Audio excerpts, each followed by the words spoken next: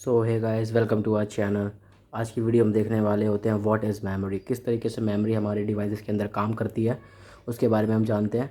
So basically क्या करती है मेमोरी, कोई भी शॉर्ट टर्म मेमोरी या फिर जो परमानेंट मेमोरी होती है उसको होल्ड करती है, उसके स्टोरेज को एक लोकेशन पर पे एक पाथ देती है कि हाँ यहाँ पर आप अपने स्टोरेज को, पास्ट इवेंट्स को, जो भी आप अपने अब तक कंप्यूटर में या पीसी में या फिर किसी भी डिवाइसेस में किया हो उसको स्टोर करने के लिए किससे यूज़ करके करती है, ये चिप की मदद से ये स्टोर करती है डेटा को हमारे कंप्यूटर या किसी डिवाइसेस के अंदर। ये कितने टाइप की होती है? बेसिकली ये दो टाइप की होती है।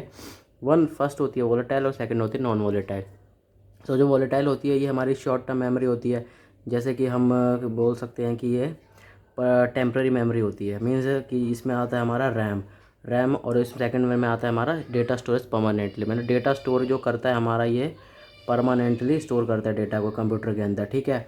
तो रैम का काम क्या बेसिकली होता है, सपोज़ जब हम कंप्यूटर ओपन करते हैं तो जब हम बूट का जो सेटअप होता है पूरी स्क्रीन पर, या फिर कोई भी हम पेज पाथ को या कोई भी चीज़ को हम ओपन करते हैं तो जो हमारा जो डेस्कटॉप या ब्राउज़र के जो स्क्रीन पर हमारा जो जो पेज लोड होकर हमारे आता है वो हमारी उसकी फाइल जो होती है हमारी रैंडम एक्सेस मेमोरी के अंदर जाती है। सो वो क्या होता है, उस कुछ टाइम के लिए हमारे को वो मेमोरी दिखाती है। अगर वो डिवाइस किसी रीज़न से स्विच ऑफ हो जाए या फिर बंद हो जाए तो वो जो रैम की जो टेम्प्रेरी मेमोरी में जो रैम में जो डेटा लोड होता है वो क्या होगी, हमें दिखना बंद हो जाएगी। फिर हमें दोबारा से रिलोड करना पड़ेगा रैम के अंदर। But data storage, permanent data stores में क्या होता है, जो इसमें जो हार्ड डिस्क होती है इसके अंदर क्या होता है, वो डेटा क्या होता है सेव एक बार करने के बाद अगर लाइट वगैरह किसी रीज़न से, कुछ डिफ़ॉल्ट किसी रीज़न से वो सिस्टम बंद हो जाए तो उसके अंदर वो डेटा फिर भी सेफ रहेगा, ठीक है। और रैंडम एक्सेस मेमोरी में, रैम में ऐसा नहीं होता। ये सिर्फ कुछ शॉर्ट टर्म टाइम के लिए ये उसमें मेमोरी को होल्ड करके रखती है उस लोकेशन पाथ पे, ठीक है। ये रैम क्या करता है, जो प्राइमरी स्टोरेज है इसको प्राइमरी स्टोरेज बोलते हैं और जो हार्ड डिस्क होता है उसको हम सेकेंडरी स्टोरेज बोलते हैं। जो ये रैम को जब हम कंप्यूटर को ऑन करते हैं, जैसे सपोज हमने कंप्यूटर ऑन किया और हमने कोई भी फाइल हमने ओपन करी, फर्स्ट ऑफ ऑल वो क्या होगी, प्राइमरी स्टोरेज तो वो है, प्राइमरी स्टोरेज किसके पास जाएगी, सेकेंडरी स्टोरेज के पास। और क्योंकि सेकेंडरी स्टोरेज का वहाँ पे हमें डेटा शो हो रहा होगा तो जैसे हम उस पर क्लिक करेंगे तो वहाँ से हमारा डेटा सीपीयू के थ्रू फटाफट हमारे डिस्प्ले पे आएगा, जो कि हमारे प्राइमरी स्टोरेज के अंदर वहाँ पे एक फ़ाइल बन जाएगी, वहाँ पे इसकी डिस्प्ले होने लगेगी। मतलब यहाँ से इसने सेकेंडरी मेमोरी से हमारा डेटा इसने कलेक्ट किया, उसने यहाँ पर भेजा और इसको डिस्प्ले करा दी किसके थ्रू, किसमें, रैम में, ठीक है। तो ये इसका यही काम होता है। जो डिस्प्ले और कैशे होता है उसी को हम बोलते हैं। कैशे की मदद से हम ईजिली एक्सेस कर पाते हैं डेटा को, मतलब हमें ज़्यादा टाइम नहीं लगता, सीपीयू उसको ईजिली पता लगा लेता है कि हाँ ये फाइल इस जगह पर मौजूद होगी, इसलिए क्लिक करके फटाफट उसको रेदर देन हमारे यहाँ पर सिस्टम पे डिस्प्ले करा देता है। जो भी डेस्कटॉप पे देखते हैं, जैसे हम नेक्स्ट पेज पे क्लिक करें तो हमारा जो रैम होता है वो सेकंड पेज को लोड कर लेता है फटाफट। तो डिपेंड करता है कि ये रैम की स्पीड पर डिपेंड करता है कि कितनी स्पीड होती है। कोई आजकल के सिस्टम में देखा होगा, कोई 2 GB रैम पे कितना स्लो सिस्टम वर्क कर रहा होता है, 10 GB रैम, 12 GB रैम, ठीक है, इस पर कितना फास्ट रैम का वर्क कर रहा होता है, ठीक है। तो इसके रैम के भी टाइप होती है, डी रैम 2, DDR रैम।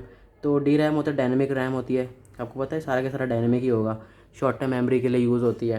ये DDR3 हमने रैम सुना होगा, DDR2, ये सारी चिपसेट होती है कि कितने कितने टाइप की रैम अवेलेबल होती है। अभी मार्केट में DDR4 चल रही है, ठीक है। और जो हमारा सेकेंडरी स्टोरेज में होता है उसमें EEPROM होता है और डबल EEPROM और PROM। EEPROM का मतलब होता है erasable programmable read only memory. Means आपको हम इसको UV रे के थ्रू इरेज कर सकते हैं। और डबल EPR होता है electrical erasable programming random read only memory, ठीक है।